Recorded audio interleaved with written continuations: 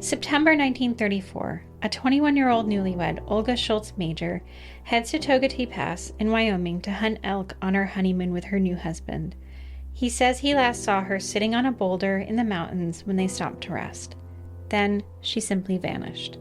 Now, 90 years later, Olga is considered Wyoming's oldest known missing persons case.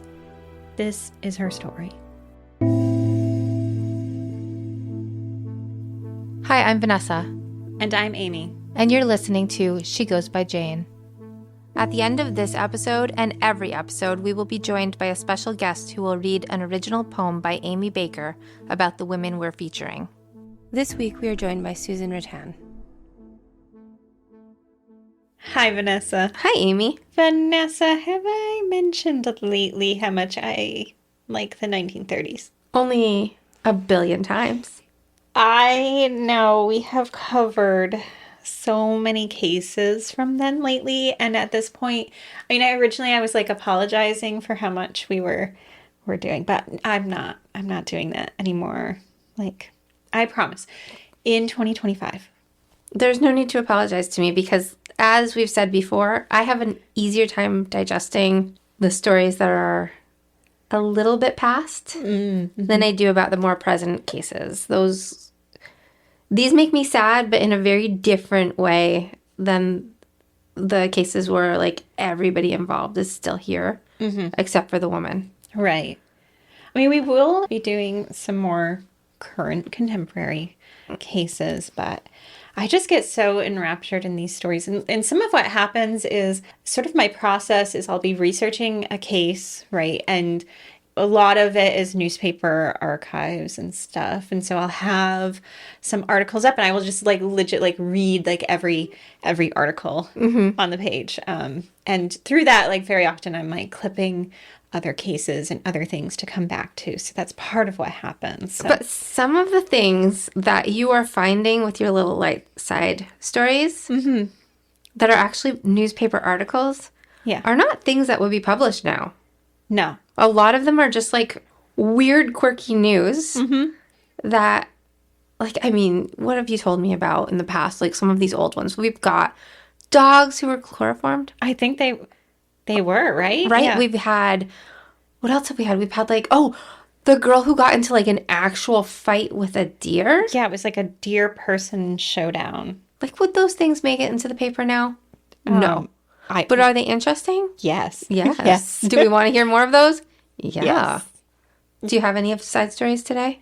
There are no side stories that I have for today. But this is also why I created my newsletter, Girl Hunt, so that some of the stuff that doesn't fit here. So if you come across a story, but there's actually no connection, right? Then you can. Yeah. So if it's not about a missing or unidentified woman, or sometimes if it is, but just might not be as much information as we might need for a podcast. Right. Girl Hunt is my newsletter where you can find some of that extra bonus stuff. Right. Because those two stories I mentioned, I think they were directly related to the case in one way or another. Yes. Maybe in a roundabout way. Yeah. But in this, I do kind of go off on a small side quest to talk about the development of an oil town, but for the most part I stay on track with this one. So we are going to 1934 for the story in what seems like the oldest missing person cold case on record in the state of Wyoming. And we're going to talk about the disappearance of 21-year-old Olga Schultz Mauger. And for clarity for people who are interested in researching later, that is spelled Mauger. I'm glad someone created the pronunciation guide for that. Because, wait, so it's Mauger. It's Mauger. So, yeah, I would not have gotten Mauger out of looking at this. Yeah. Okay, so picture this, Vanessa. It's the fall of 1934, and we're at a dance hall in the small town of Midwest Wyoming. That sounds like an adorable way to start this. Like, let's think about it. What do you think they were, like, wearing? What were they dancing to? Like, what kind of music? Okay, so it's 1934. So we're in like kind of we're in the Depression era. We're also kind of flappery, but it is also a small town in the middle of So it nowhere. was probably not, like, the highest fashion. I would not think so. But it is the big band era, so maybe I'm assuming some like Duke Ellington, maybe some Johnny Hamp, maybe some like Midwestern swing. Is there Midwestern There swing? is like, or well, Western swing, I should say, like Western, like country Western swing music, which is a genre of this era. Nice. So we have I'm like, I always go into this like, here we go with story time, and then we get to that point where we're starting to shoot out dates. Right. So let's just enjoy this dance hall moment, Yes. and then eventually we know it's gonna take a turn. It is going to take a turn. So Okay. now, okay. To set the stage a little bit more here, in case anyone is familiar, I'm not sure why, with Midwest today, the town of Midwest, it has a population right now of just a few hundred people. So it might be hard to picture what it was like in the 1930s, but Midwest itself started out as a company town. It was built by Midwest Oil Company during a rush to extract oil from the Salt Creek oil field. Wait, so Midwest Oil was a thing before Midwest? Yes. Is this town named after a company? Well, so it's a company town. So the company. Is that a thing? Yeah. So basically, they would need workers, right? Are there other towns named after companies? Yes. How am I only learning this now? I don't know. So, like, it's fascinating. So, like, companies would go to these areas and they would need essentially all these workers and they would create these company towns. They would build the housing. And the, like, really, like, awful thing that was happening, particularly at this era, was like you would be paid, for your labor by the companies. And then you would also have to pay them for your rent on the housing. And they also ran the company stores in town. Wait, so every cent you earned from the company got paid back to the company? Pretty much. I've heard of company towns before, and I thought it was just like a word for like a town that has a big company in it, not a town owned by a company. Yeah, so they started Midwest, right? So I'm not sure the exact setup in this specific town about how things were done, but Midwest Oil Company starts the town of Midwest. Huh. Right, because they found oil, and so they're trying to get as many laborers as possible in this town. Now, the nearest population count I could come up with was from the 1920s, and the population here is like 10,000 or more, and that's in the 1920s. I'm not sure what it was in 1934. So it's really this central hub, which is serving oil field workers, and if they brought families, which they didn't always do, but if they did, them as well. Anyway, it's fall time, and the entertainment of the evening, as we remind ourselves, is dancing. And I am sure this place is hopping and packed with people, but there's 3 people that we need to keep track of in this dance hall. First, there's a 28-year-old man by the name of Carl Major. He's from the Northeast, specifically New Jersey, but he's been living out west for a while. He's been in Sheridan, Wyoming the year before, and I think specifically in Midwest Wyoming area for about a year. Most people take him as just this easygoing, good-natured kind of guy, and he's known as an oil man. And by that, I do not mean a wealthy oil well-owning kind of guy. No, he's employed by the Stanoland Oil and Gas Company, which had taken over from Midwest Oil in 1932. So he's working for Stanoland. Anyway, he's in the area doing ditch excavating and pipe laying. Okay. So we've got our 28-year-old oil man, Carl. Yes. Okay. Carl. Now, with him is his longtime girlfriend, Ella T. Cash. She's a petite brunette, just a few months older than Carl, and though she was born in Pennsylvania, she'd actually been living in Wyoming since childhood. Her family was living in Sheridan, so it seems like it's possible she came to Midwest with Carl. She's working locally as a maid, and I'm not sure of the exact location, but I do know huge rooming houses and hotels had sprung up to accommodate the men working in the field. So she's like, might be working in one of those establishments. Now, Carl and Ella had been dating for a while, like 6 years, a while. Okay, so at 28, that's a pretty long term. Yeah, that's commitment. Significant. And as someone who was with their partner for 9 years before getting married, like me, like whatever. 9 right? for real? Yeah. Me too. Oh, yay! Yay! Okay. It's such an odd number. Yeah. Like 9. We're just gonna just Like, we didn't want to, like, go at 5, like, commit at 5, or wait till 10. Yeah. Just 9. Yeah, 9. No. But, you know, so whatever. But it actually wasn't whatever to Ella. She wanted to get married to Carl, but he kept on putting her off, citing finances as an issue. And it's true that Carl had trouble holding onto jobs, but this was the Great Depression era. So, like, this wasn't unusual. On the other hand, he'd actually been with Stanley for a while and yet didn't seem more inclined to marry her than he had before. So there's obviously some unresolved issues between the couple. Okay. And so the two of them are sitting at a table, listening to some music and watching other couples dance when Carl hears it. Likely the most perfect melodic laugh he's ever heard. No! He's there with his perfect laugh. No. We're not listening for other perfect laughs. He was listening for another laugh. No! Yeah. Carl! Looking around, he locates the source. It's this gorgeous, tall redhead with bobbed hair, and she's sitting at a table alone. No. Are you feeling for Ella at this I moment? am. Okay. To compound this, he gets up. He leaves Ella by herself. Ella. Uh-huh. And he makes a beeline for this mystery woman. He discovers her name is Olga Schultz, and she's this 21-year-old who was born of 2 German-Russian parents, and she's been living between Midwest and the neighboring town in the Salt Creek field. The two of them talk for a while, and then Carl being clueless, thinks it's a good idea to bring this woman he's been immediately smitten with over to meet his long-term and much beleaguered girlfriend. No, Carl!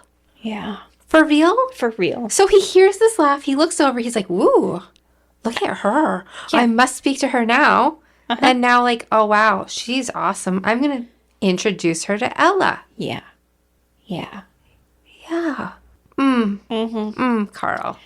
So Ella, perhaps envisioning how this is about to go down and where this might lead, runs out of the dance hall, takes Carl's roadster, and like just peels out of the place. And she drives herself home in what is essentially a stolen car, but we're going to forgive her for that.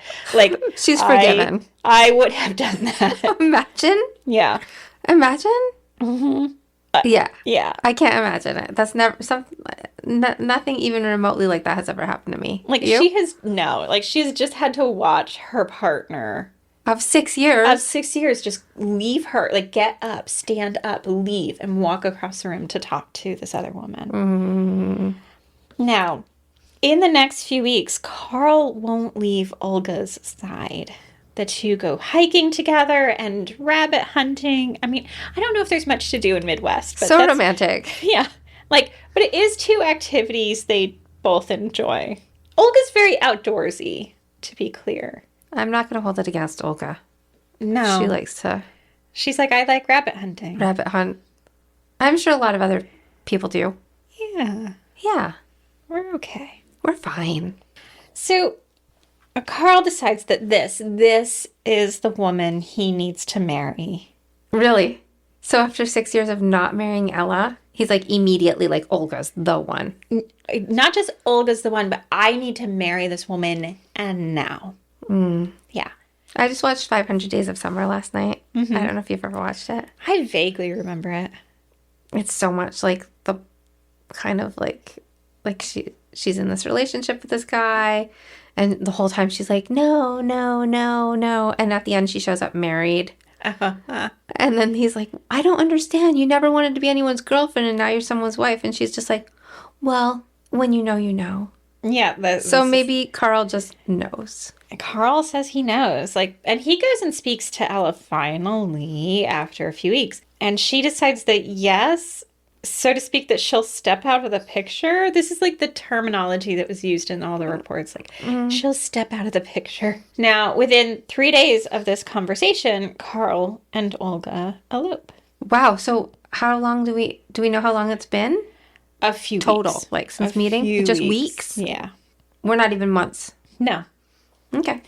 Now, the pair, accompanied by Olga's older sister, Emma, and Emma's husband, James, get into a car and they head to Nebraska for this elopement. This is so that Carl and Olga can get married by a judge in Harrison, Nebraska on Tuesday, September 11th, 1934. I honestly did not look this up, but my guess is that they go to Nebraska versus marrying in Wyoming for a difference of being able to marry more quickly in the other state. Mm-hmm. I mean, again, truly a whirlwind romance is happening here. Now, on the way back, they take kind of a scenic journey traveling through South Dakota and returning by way of Gillette, Wyoming. Carl was driving on an unfamiliar road in the dark, and they somehow got off course and almost drove into a graveyard before realizing their mistake. Apparently, of the incident, Carl said, "I hope this doesn't mean anything." Does it? Well, I mean, he's hoping it's not a bad omen, but you do know Olga goes missing. Yeah, So. I do. So this is definitely not a great omen. No. Now, back home in Midwest, the newlyweds start preparing for their honeymoon. The pair have decided the most romantic thing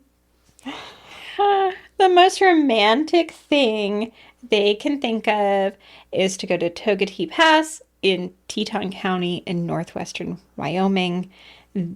This is where they're going to honeymoon. They're going elk hunting. Oh. And that's the most romantic thing they could think of? Mm-hmm. Was elk hunting? Elk hunting. Now, if people don't know, this is a really high mountain pass along the Continental Divide. It's up there at 9,655 feet. So they're doing this wilderness adventure together. But I also feel like if you are into the romance via rabbit hunting or elk hunting, we are not judging.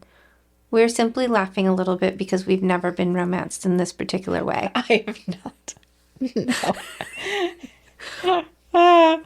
Yeah. Yeah. But I mean, romance means different things to different people. Yeah. Yeah. Just bring me books and maybe a... Oh my God, books and trips. A gentle hike. A little walk in the woods with some snacks. Yes. Yeah. Maybe some coffee and tea. Yeah. That's what we call hiking, but it's not what most of the people around here call a hike. No, I think Olga would be like, Now, the couple is packing up and they're gathering things from Olga's sister Edith, like a tent, a stove, and a Dutch oven. And Edith says it's around then that Olga and Carl receive a letter from Carl's now ex, Ella. Oh, so she did not step entirely out of this story. No, so now that they're married, she is devastated about this marriage. And she indicates in this letter that she might actually be thinking about committing suicide. Oh, no. Yeah, so she is, So this has really wrecked her. Yeah, so this is the man that she's been holding out with. I mean, honestly, it looks like she maybe did move to Midwest to be with him. And he, won't marry her. And then, Olga, right? Mm-hmm. Now, it's impossible to know exactly how Olga dealt with getting this letter or how she felt about it, but Edith says that on Saturday, this is just days after her wedding, Olga didn't seem like an excited new bride packing for her honeymoon. According to Edith, Olga begged for Edith to go with her on this honeymoon, saying, "Please go with us, sis." I wonder what changed. Yeah. And so Edith declined, and she kind of made one joke at first saying, "Oh, Ollie," by the way, that's what they called Olga, Ollie. "Oh, Ollie, 3 persons never go on a honeymoon."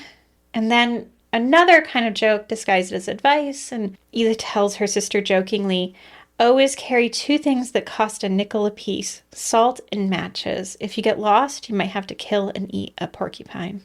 Is the salt just to put on the porcupine? Yeah, Okay. that's how you're prepared for a... Just ready to You never know. cook and salt that porcupine. Yeah, I mean, it's like a, just like a Little be advice. prepared Yeah, kind of be thing. prepared that you might end up. I don't know what that means. Like, might end up on your own? Might end up stranded? Yeah, it's something like that. Huh. Now, with that, Olga and Carl set off. On Saturday night, the couple spent the night in Togwotee, Wyoming, and on Sunday, they set off for their destination about 35-ish miles away. They made it to camp at the Frank Stallnacker Camp, which was located near the foot of Togwotee Pass. They are near an area where Togwotee Mountain Lodge is currently.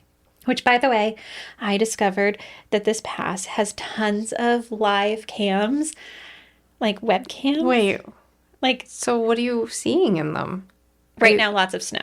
Okay. But, like, would you be watching people, like, hike? Or would you be... What would you be seeing? So Animals? one's like this downtown of Dubois, one's like up at the pass, like it's like near the lodge, and it's just like the parking lot. Like, I don't know. I got Okay. sucked in You've yesterday. been... Okay. But all you saw was snow. There's just a lot of snow Okay. right now. I mean, yeah, we are in winter, so. Now, they set up their camp near the regular hunting camp, but the next morning, September 17th, they decide they're now going to head out with the other hunters, preferring to scout out some locations on their own. Is this where you're getting nervous? 'Cause Well, yeah, because first off, they're engaging in kind of maybe risky things of not going with the group. And you just gave me a date. yeah. I mean, So- I feel like you are a stick with the group kind of. Yeah? Are you not? No. If you were out hunting in the middle of the wilderness, you would not stick with the group. No. It's a lot of people. Amy, I don't want to be near the people. walk to the end of the pack. And then you're stuck and everyone's going so slow. Amy. Okay, well, they did this. They went on their own. We'll be back in a moment.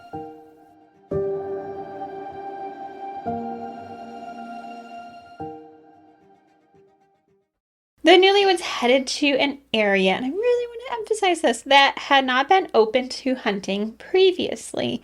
In fact, it rarely was in the years directly after. They didn't seem to bring very many supplies because they intended to head back to their camp at some point. But Olga did carry on her kind of a small hatchet, small axe in her belt.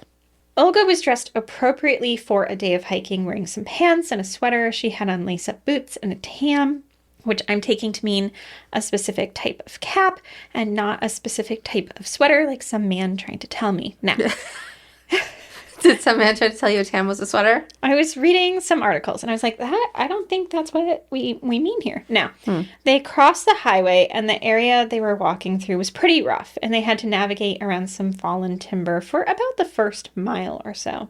As they closed in around mid-morning, Olga wanted to rest. Carl apparently did think this was unusual because Olga's pretty fit and they'd done kind of a lot of hiking together at this point. You know, as much hiking as you can do together in a few weeks of knowing each other. Right. Yeah. Well, yeah. Yeah. But Carl also wanted to keep going to the top of the pass where he would be able to see down to a heavily timbered valley where there were lakes and tiny streams. Carl felt this would be like truly a hunter's paradise, and he wanted to get a good look through his field glasses. He told Olga he would be back in about 20 minutes, and so he headed off following a well-defined game trail. You're giving me a look. Wait, he just like walked away from her? Yeah, he was like, I will be right back. Where she just like hanging out, She's sitting on a boulder. sitting on a boulder in the woods, and so he chooses not to be with the group, which according to you, you would also. And now he's just like gonna walk away. Yeah, he's like, I'll be right back. All right. He says he looked back at Olga before she was out of view, and he said, you know, she's sitting on this boulder with a paper sack carrying the 3 or 4 sandwiches they'd packed balanced on her knees. Now, this part of where they are is not heavily timbered, but despite not being all that far from Olga, he couldn't actually see her from the direction he went because the view was blocked by a small knoll and a few scrubby pines. Carl maintained over and over that he had only been gone 20 to 30 minutes at most, but later he'd confessed that maybe he'd actually spent a bit longer than planned looking down at the fountain. But he said when he got back, she was gone. Did he go back to the right spot? Did he get lost? He did not get lost. So he followed this game trail up and he followed it back down. Oh my God. Now, nothing she had with her, not even the sandwich bag she was carrying, was left at the boulder where she had stopped to rest. He said he called her name, but heard no response, and he followed her trail of footsteps. But he said they ended abruptly in what he called the dusty little trail. Looking back and forth through the area for her, he repeatedly called her name. He looked around until eventually he headed back down to the camp on his own. He said by then it was too late to round up a search party to look for her because by then it was dark. I was curious, since we're dealing with old newspaper accounts here, and from my understanding, he last saw her around noon. That would have made sense since the sandwiches, if they were for lunch, they still hadn't eaten them yet, right? Mm-hmm. And sunset in this part of the mountains on that day would have been close to 7:30 p.m. So how long exactly is he saying he looked for her on his own? Right. Like 7 hours? Right. 6 hours? I don't know, but there could be animals or other people. Why is he wandering away from her? I just feel like if this happened now, in this area, we would be reading about this on NCPR. And then they would be, so that's like the where they put the local ranger reports. And the rangers, it would be told from a reporting stance of not only like what happened, but how, like the numerous ways this could have been prevented. Right. Because the rangers here are pretty sassy. It's awesome. I love reading those because it's always like, this is what happened, but had we done this and this and this, that wouldn't have been the case. Right. Yeah. And I feel like I'm feeling this heavily right now. Do you need to write a ranger report? I would love to. Okay. Now, the next day, a search party begins looking for Olga.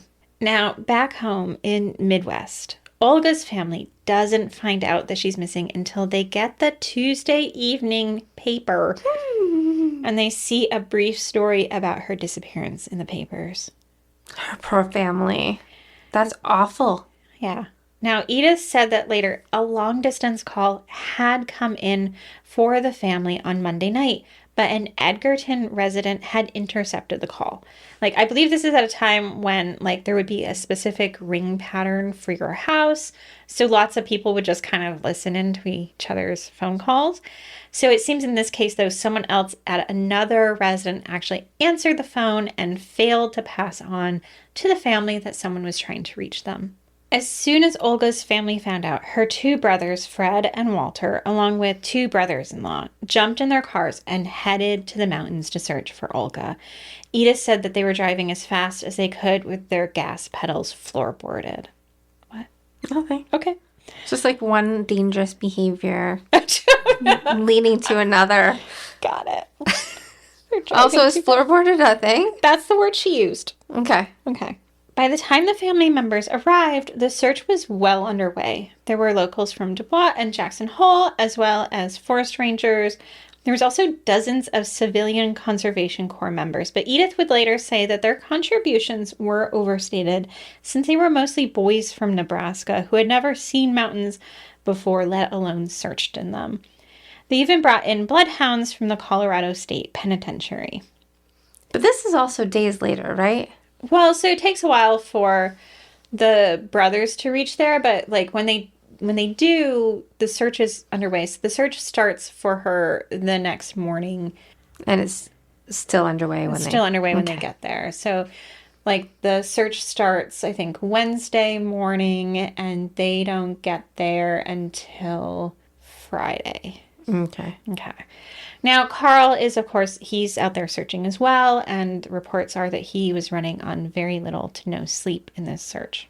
Now, the first successful signs that they found were a series of footprints, and these were 8 miles away from where Olga was last seen.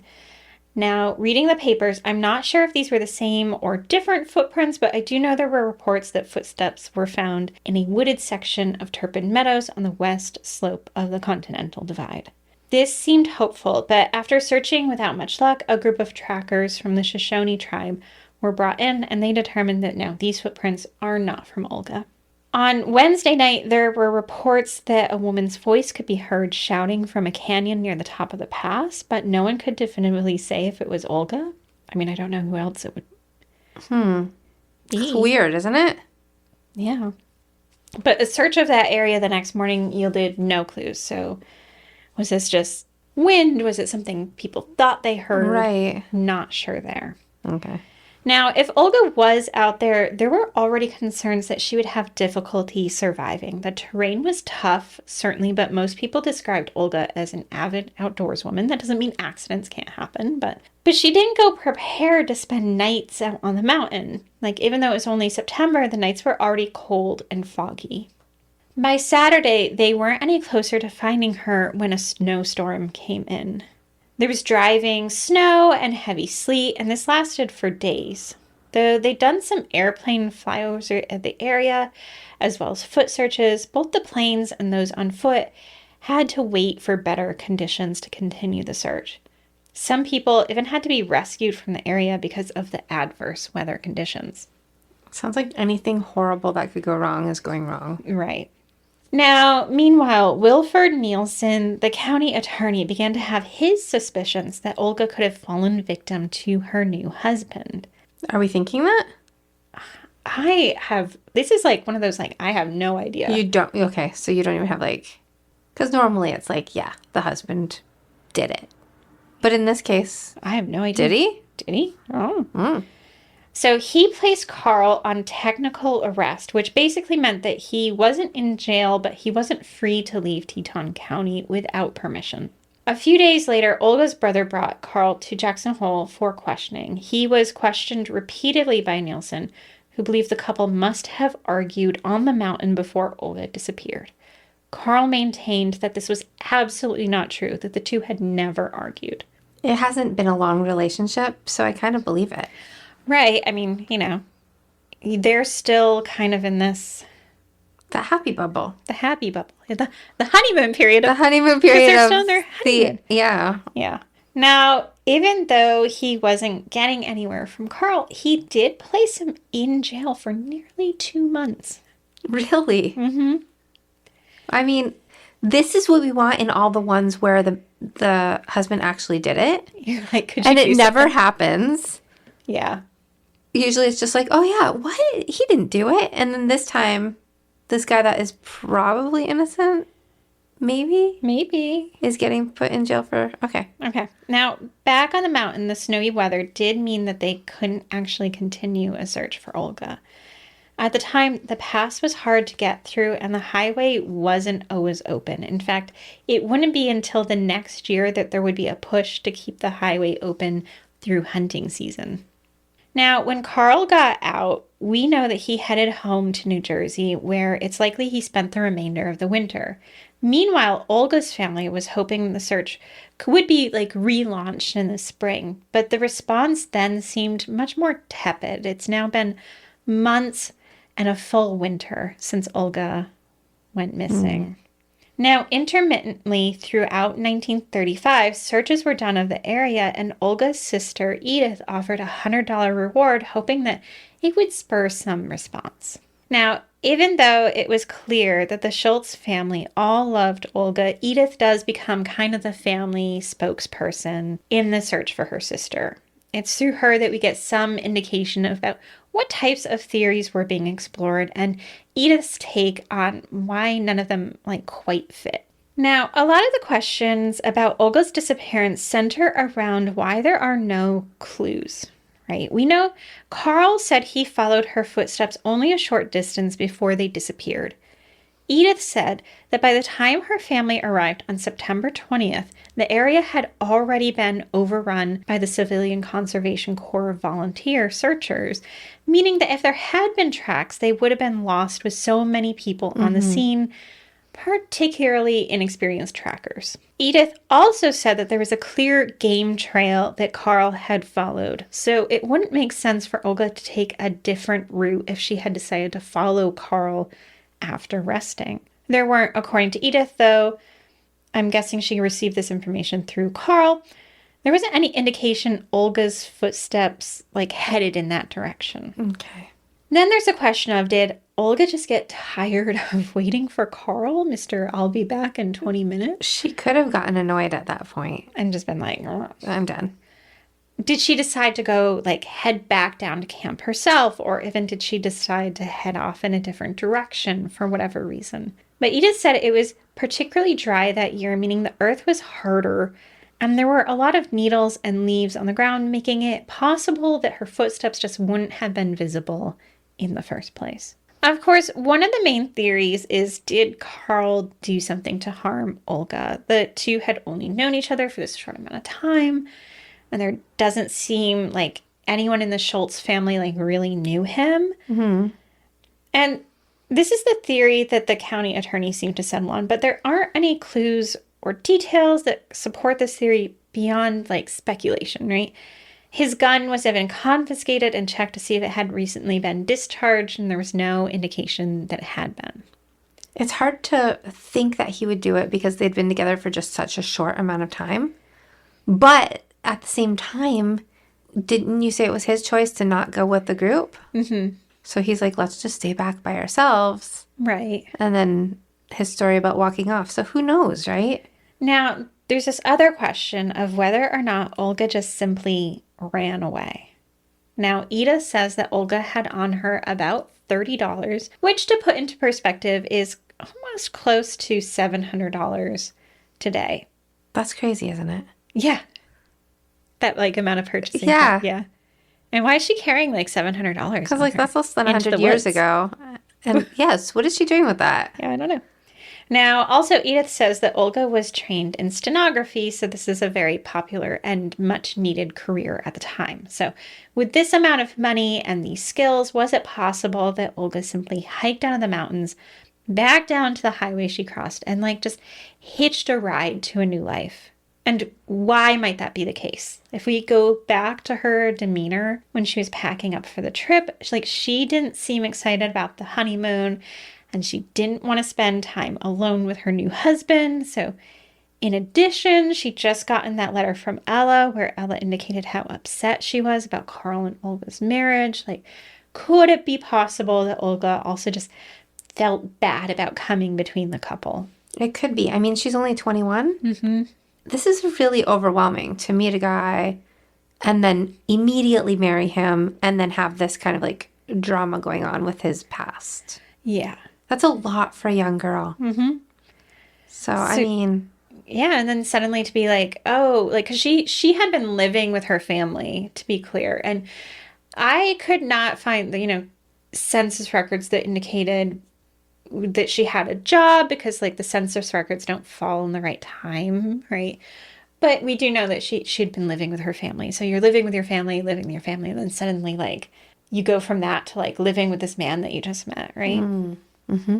Now, the idea that Olga simply ran away was clearly something Edith hoped was the case for the rest of her life. Like many of the cases we cover, there were plenty of sightings of Olga after her disappearance, particularly after news coverage of her case came up. Edith said she followed up on all of these sightings, either in person or just following up with them by mail or phone. She said some people saw Olga in Montana, Washington, California, and South Dakota, but none of those panned out. Edith said that she checked her mailbox every day, hoping to receive a letter from Olga, but nothing ever came. Then there's the question of if Olga could have died through suicide.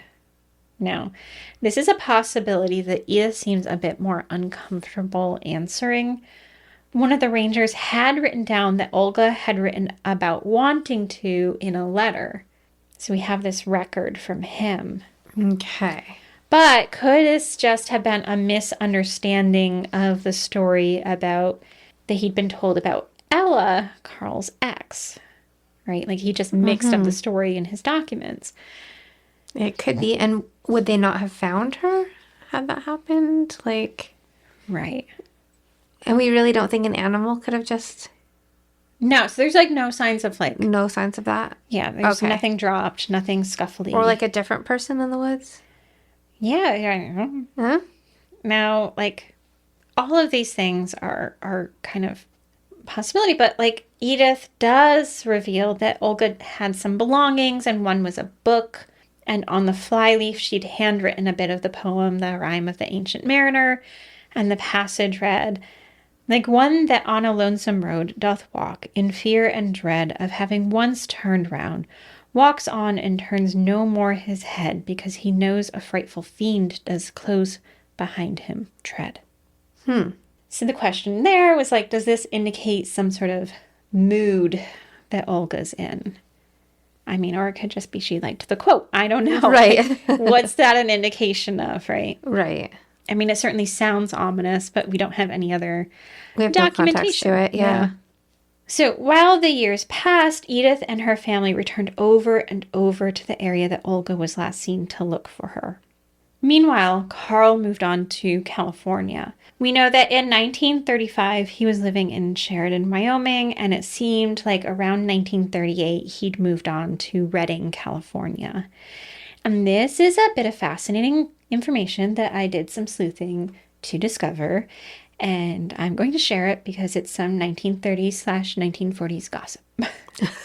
So, and it's like tangential to Olga's story, but I'm still sharing it. Okay. Now, I'd read in a very recent article about Olga's disappearance that Carl waited until Olga was declared legally dead in 1941 and then soon after married Ella, No. the ex-girlfriend. Are you kidding me? Yeah. For real? Yeah. So like so So intriguing, as soon right? as she was like legally dead, and Ella did it. Wow. She wasn't like mad. Well, so I was like, I want to know more about this situation. Yes. But I'd also read a piece that Edith wrote in 1941. So Edith often wrote like articles for the paper and sometimes about her sister. And so in this 1941 article, she said that in the spring of that year, in year 7 of Olga being missing, Carl and the courts, out of deference to Edith and her sister Emma, declined to have Olga declared legally dead that spring, and instead, Carl quietly asked for a divorce so that he might marry Ella. And it's true that it was quiet. In May of 1941, there was only one brief note I could find about Carl and Olga, and that's because her case was of interest, right? Other than that, though, basically, because Olga was missing, Carl had to make a legal attempt to find her for the divorce. So buried in the legal section, he's asking Olga to come forward because this divorce case is pending. And this runs weekly throughout the month of May of 1941. And then the divorce is just granted on June 6th, 1941, on the grounds of desertion. So that seems kind of sweet, right? That Edith felt like some protections were being offered to the family, that, you know, he decided to go, like, keep things quiet for Olga's sake and the family's sake. But I know something that Edith didn't know, thanks to the magic of online records with Ancestry.com. Like, I literally renewed my subscription this week so I could dig around these records. So what do you know? Okay, so the deal is that Carl likely had this whole other reason for wanting to keep this divorce as quiet as possible. And that's because he and Ella had been living as husband and wife while he was still married to Olga. Oh, okay. So, in fact, Ella is listed as his wife on his World War II draft card in 1940. Okay. And they're mentioned in the newspapers as husband and wife because they were hosting some parties there in Redding.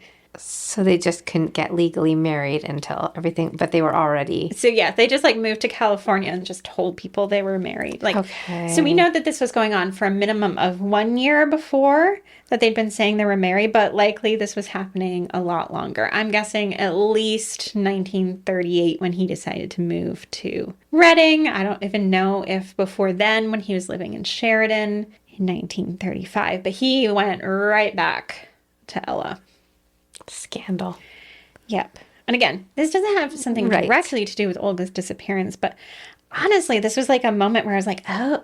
Well, I think it says more about maybe the possibilities of Carl's character more than anything about Olga or what happened to her. You know what I mean? Right. Yeah. Yeah, we know like Olga, like according to her sister, was seeming to have some regrets, but was like Carl also seeming to have some regrets, right? Mm-hmm. Now, Carl and Ella never had any children, though they did breed Chesapeake Bay Retrievers. And Carl continued to hunt primarily in the West and Alaska. Thank you, newspaper records. Okay. I, though, have yet to find a record of their actual marriage. Okay. But it's clear that Carl and Ella did consider themselves as married. And other people, including Edith, believed this as well, that they were married. Now, Edith said this: as Olga had wished, Carl has finally married Ella. Olga would be the first to wish them happiness. Out of deference to me, the court did not decree Olga legally dead when Carl obtained his divorce, and while I agree with relatives that dead man can't write, I continue to haunt the mailbox, expecting to hear from her someday. So when friends ask why, I feel no resentment because Olga doesn't write. If I am sincere in thinking she's alive, my answer is this: I am afraid I should have done the same thing under the circumstances. Wow, so she really thinks her sister just kind of was like, nope, Carl, you were into this with Ella. Mm-hmm. I'm out. Yeah. And just like moved aside and let them be together. Yeah. So that's what Edith thought then.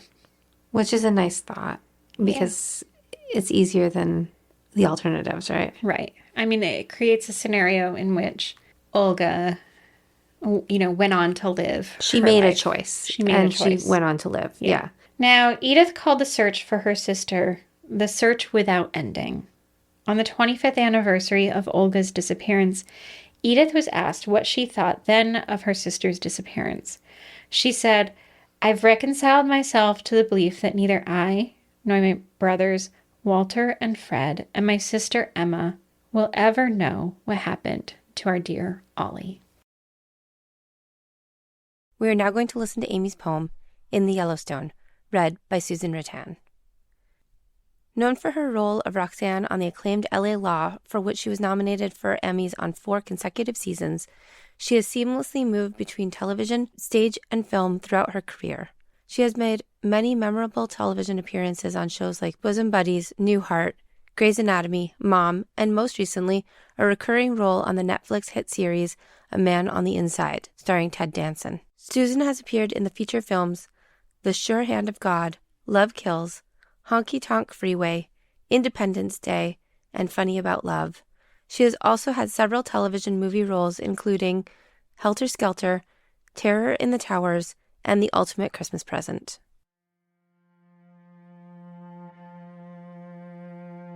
In the Yellowstone. Olga Schultz Mauger, 21. Missing since September 17th, 1934, from Dubois, Wyoming. After Harriet Monroe. Pearl pinhole light, glistening and ghosting. Pearl shimmering light that rustles and swoons. Tonguing light that glides across the seam of the mountains. Morning light that catches in the throat, unfurls its body in your body.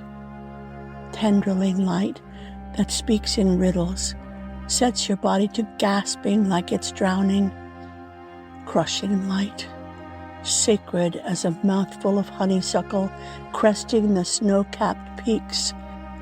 O threadbare sun, seeping across the earth's dome, taking one day into the next, into the next. How do we make it out here? What calls do you hear through the thistles and scrub pine of these mountains? What language does his sorrow speak? For more information about our show or to check out other shows on the network, please visit evergreenpodcast.com. Bye, Vanessa. Bye, Amy.